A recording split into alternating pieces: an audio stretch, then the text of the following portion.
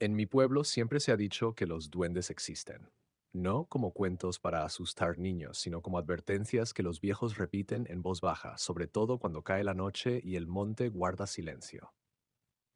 Yo crecí escuchando esas historias junto al fogón mientras los adultos bajaban la voz y miraban hacia la puerta, como si temieran que algo pudiera estar escuchando. La leyenda más conocida es la de Mateo, un niño que desapareció hace muchos años. Yo no había nacido aún, pero mi abuelo fue parte de la búsqueda y jura que nunca volvió a ser el mismo después de aquello. Mateo tenía 7 años y vivía al borde del cerro. Era inquieto, curioso y le gustaba jugar cerca del arroyo, a pesar de que su madre siempre le advertía que no se acercara solo. Decía que en esos lugares vivían los duendes, seres pequeños que imitaban risas de niños para atraerlos. Nadie sabe si Mateo escuchó una risa o un silbido, pero una tarde simplemente no regresó a casa. Cuando cayó la noche y el niño no aparecía, el pueblo entero salió a buscarlo, con lámparas, antorchas y rezos. Revisaron el monte, el arroyo, las cuevas cercanas y hasta los árboles más viejos. Algunos aseguraban ver sombras pequeñas moverse entre los matorrales. Otros decían escuchar pasos diminutos corriendo cuando se acercaban demasiado. Mi abuelo contaba que, en medio de la búsqueda, encontraron huellas pequeñas, como de pies descalzos, que no parecían humanas. No iban en línea recta, sino en círculos, como si algo se estuviera burlando de ellos. Pasaron 3 días sin rastro alguno. La gente empezó a dejar ofrendas, pan, dulces, juguetes viejos y monedas cerca del monte, pidiéndole a los duendes que devolvieran al niño. Nadie dormía tranquilo. El silencio de las noches era pesado y algunos decían escuchar golpes suaves en las ventanas, como si alguien llamara con uñas diminutas. Al cuarto día, Mateo regresó. Lo encontraron al amanecer sentado frente a la iglesia, cubierto de tierra y hojas secas. No lloraba, no gritaba, solo miraba fijamente al suelo. Cuando su madre corrió a abrazarlo, él no reaccionó. Tenía los ojos abiertos, pero vacíos. El niño nunca quiso contar exactamente qué pasó. Solo decía que un amiguito lo había llevado a jugar, que vivía debajo de las piedras y que le pidió que no dijera nada. A veces por las noches Mateo se despertaba gritando, diciendo que alguien pequeño estaba parado junto a su cama, observándolo. Con el tiempo el niño volvió a hablar, a comer y a reír, pero ya no era el mismo. Evitaba el monte y cada vez que escuchaba risas en la noche, se tapaba los oídos. Desde entonces en mi pueblo nadie se burla cuando se habla de duendes, porque aquí aprendimos que no todos los que se llevan a los niños se los quedan para siempre, y que algunos regresan, pero nunca vuelven completos.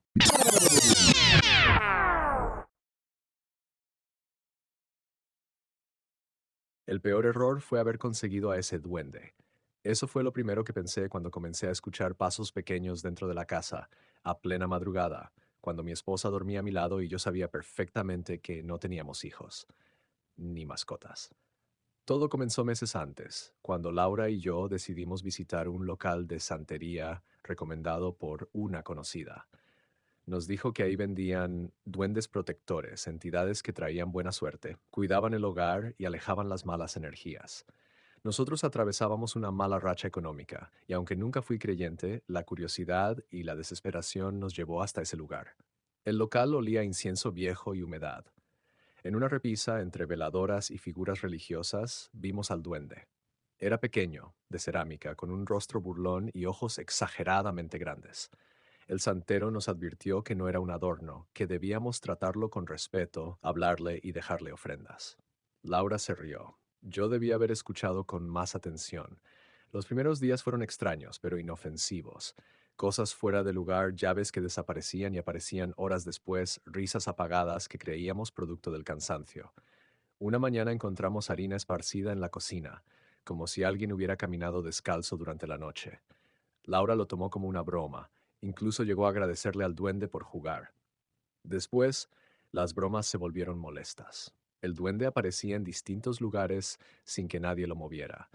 A veces lo dejábamos en la sala y despertábamos encontrándolo frente a nuestra cama, inclinado hacia nosotros. Las puertas se cerraban de golpe, los focos parpadeaban y comenzamos a escuchar golpes dentro de las paredes, como si algo rascara desde adentro. Una noche, Laura gritó desde el baño. El espejo estaba estrellado y en el vapor había una frase escrita con un dedo: No me ignoren. Intentamos deshacernos del duende. Lo metimos en una caja y lo guardamos en el closet, pero a la mañana siguiente estaba otra vez en la repisa, intacto, como si nunca lo hubiéramos tocado. Desde ese día comenzaron las agresiones. Laura amanecía con moretones pequeños en los brazos, como marcas de dedos diminutos. Yo sentía empujones cuando estaba solo, tropiezos inexplicables y arañazos en las piernas. Por las noches, algo saltaba sobre la cama, caminando de un lado a otro, riéndose con una voz aguda y rasposa. El duende ya no sonreía. Su rostro parecía más torcido, más viejo. Sus ojos nos seguían. Regresamos con el santero, desesperados. Nos dijo que habíamos fallado en algo. No lo respetamos, no cumplimos, y ahora el duende se sentía dueño del lugar. Nos advirtió que deshacernos de él podía empeorar las cosas. Si se va, dijo, se lleva algo con él. Esa misma noche, Laura fue empujada por las escaleras. Sobrevivió, pero su pierna quedó mal. Cuando regresamos del hospital, el duende estaba sentado en la mesa, manchado con algo oscuro que parecía sangre seca. Decidí quemarlo. El fuego no lo consumió, la cerámica se agrietó y de su interior salió un chillido insoportable.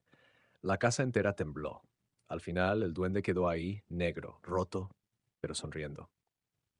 Hoy seguimos viviendo aquí, no porque queramos, sino porque cada vez que intentamos irnos, algo sucede, accidentes, enfermedades, discusiones que no recordamos haber iniciado. Por las noches aún escuchamos pasos pequeños y a veces cuando todo queda en silencio, una voz nos susurra desde la oscuridad, ahora esta también es mi casa.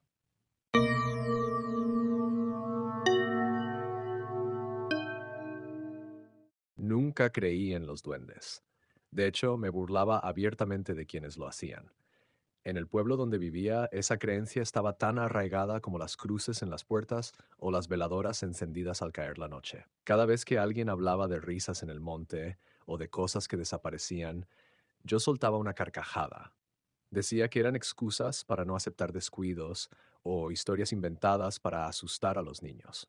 Mi nombre es Julián y durante años trabajé abriendo caminos para una empresa maderera. El terreno que me asignaron estaba cerca de una barranca que los habitantes evitaban. Ahí no se trabaja después del atardecer, me advirtieron. Yo respondí con sarcasmo, pregunté si los duendes me iban a morder. El primer día, nada ocurrió. El segundo, tampoco. Pero al tercero comencé a notar cosas que no encajaban. Las marcas de corte en los árboles aparecían torcidas, como si alguien hubiera cambiado la dirección de la sierra. Mis herramientas se movían de lugar cuando no había nadie cerca. Pensé que era sabotaje, hasta que empecé a escuchar pasos. No eran humanos. Eran ligeros, rápidos, como si algo pequeño corriera alrededor sin dejar huella visible. Cada vez que me giraba, el sonido se detenía. Una tarde encontré algo clavado en un tronco, una figura hecha con ramas, con brazos y piernas mal formadas, y una cara tallada con una sonrisa grotesca. Me reí. La arranqué y la partí en dos frente al monte. Fue un error. Desde ese día, el camino de regreso parecía alargarse. Caminaba durante horas y el sendero no terminaba. El sol se ocultaba demasiado rápido y la oscuridad llegaba de golpe. Escuchaba voces burlonas que imitaban la mía, repitiendo las frases con las que me había mofado del pueblo. Una noche decidí quedarme a dormir en una cabaña improvisada. El cansancio pudo más que el miedo. A medianoche algo golpeó la puerta desde abajo, a la altura de mis rodillas. Golpes secos, insistentes. Cuando miré por la rendija vi sombras deformes moviéndose en círculos. No entraron. No hacía falta. Al amanecer, desperté con el cabello lleno de tierra y pequeñas trenzas imposibles de desatar. En mi brazo había símbolos marcados con algo afilado, como si uñas diminutas hubieran escrito sobre mi piel. Intenté limpiarlos, pero la piel ardía cada vez que los tocaba. Regresé al pueblo y pedí ayuda. Nadie se sorprendió. Solo me miraron con lástima. Un anciano me dijo que los duendes no atacan por gusto, sino por orgullo. Te escucharon reírte de ellos, murmuró. Desde entonces, las cosas me siguen, no importa dónde vaya.